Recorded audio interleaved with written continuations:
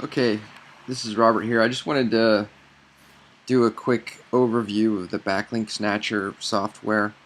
I found some aspects of this tool that are extremely unique and useful, and then other things that aren't so useful for me anyway. Maybe if as you go through this review, you'll see some things that I'm not saying here. Also, to full disclosure here, I've only been using this tool for about 30 minutes, but what I've been trying to find out about is Houston mortgage rates, because I typically do local marketing, so I worry about local keywords. And you can see here we have a Google Maps listing of Southern Lending Corp, and then Zillow, and then Bankrate.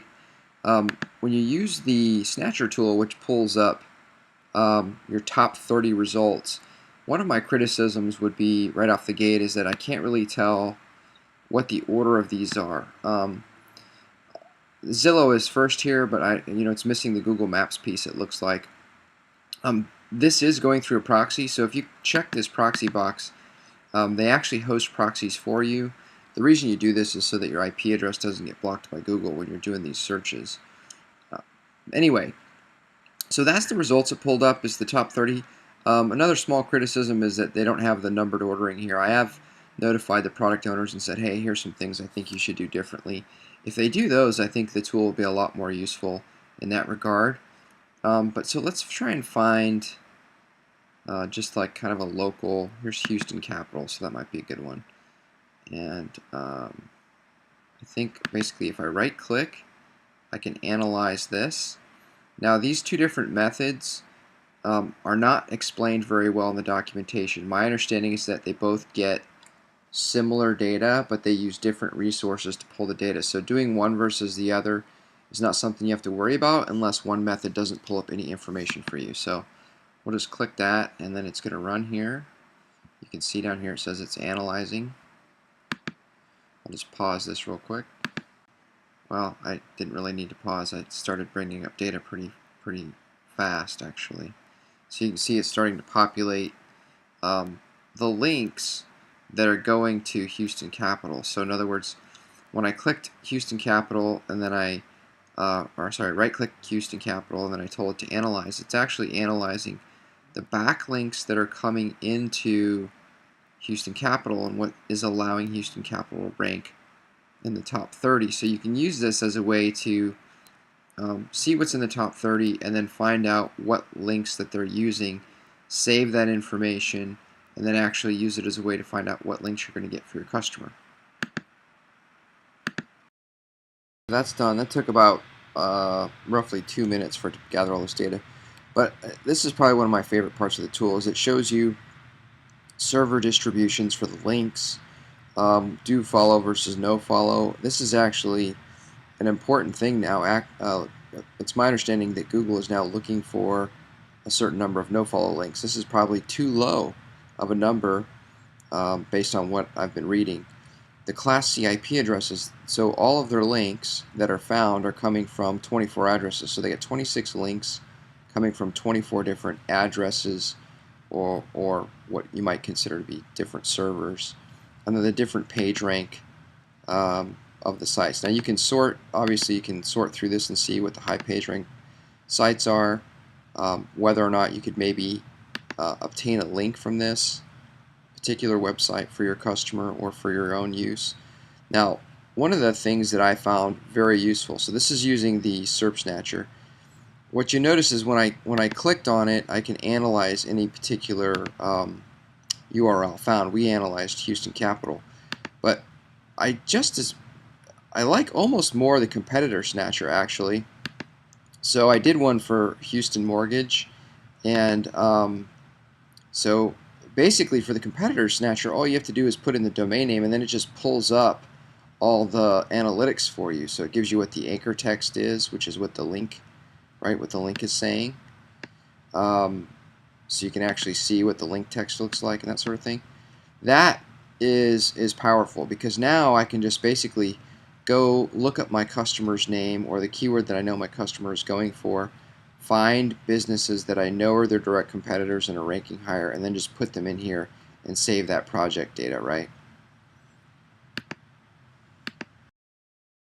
I have this project filter is what you're going to need if you want to export, because you can't really do much with the data inside here other than review it.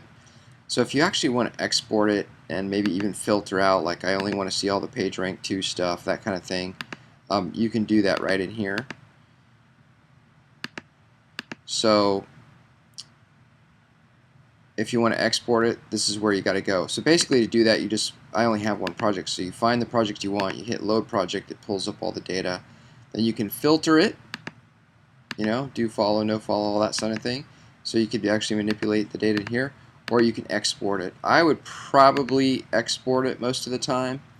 Now, one of the things I wanted to show you that I found that I thought was interesting is, this is HoustonMortgage.com. I noticed a link from, where did it go?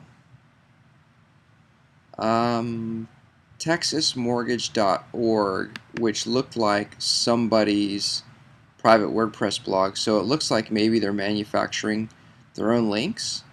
It would be interesting to see, like, if we go to TexasMortgage.org and analyze that and see if it has links and what they're connected to, because now you could actually see if they have a blog network built, or if there's a way that you could actually get connected. See here, when I look at this, I've got TexasMortgage.org really only shows 2 links.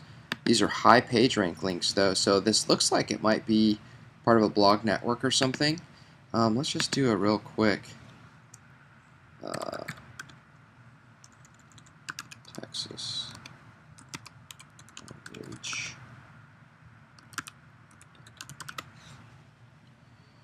Here it is. There's a pop-up of some sort. Oh, maybe it's just picking up through an ad space. Top brokers. Interesting. This looks like it's owned by an affiliate or something. I don't know. It's a strange website. But yeah, it's definitely some sort of link network type thing where they just have Google AdSense on it. So what's interesting about this, obviously, is you can reverse engineer what somebody's doing and use it to your advantage. Now, to be critical and to give you a fair review, one of the tools that I've used for many years is Market Samurai. Now, what you have to consider here, the differences between Market Samurai and Backlink Snatcher is, I don't know, roughly 1/10 the cost of Market Samurai. Market Samurai is $150 or $60. But it can give you the same data in Market Samurai. So if you have $150, this might be a better way to do research. Now, why would you want to do this backlink research at all? Because the game is changing. What makes sites rank now is different than what it was a month or even a year ago. And if you watch this stuff and pay attention to it, then you can figure out what's working. Now, in Market Samurai, a lot of people don't know this feature is here, but if you go to SEO competition, hit the drop-down menu, you can actually do anchor text analysis, and it'll actually pull up all the links and page ranks and everything else. It takes a long time usually. Well, that was pretty quick actually. But see, you can see like HoustonMortgage.com, there's 3 of the keywords. America's Favorite Mortgage, 10. HoustonMortgage.com, oh, that's with the www without. Bad Credit Loans, Houston. So you can see they've got all these really long tail keywords. Very few of them actually just say Houston Mortgage. There's only 6. And that's one of the things that's been a big change, is not hitting your website with a bunch of the same keywords, which is what people used to do. You'll actually get slapped for that now. So you can do the same thing in Market Samurai, but it's going to cost you 10 times as much. Well, not 10 times, but maybe 7 times as much. With Backlink Snatcher, you can get the same data.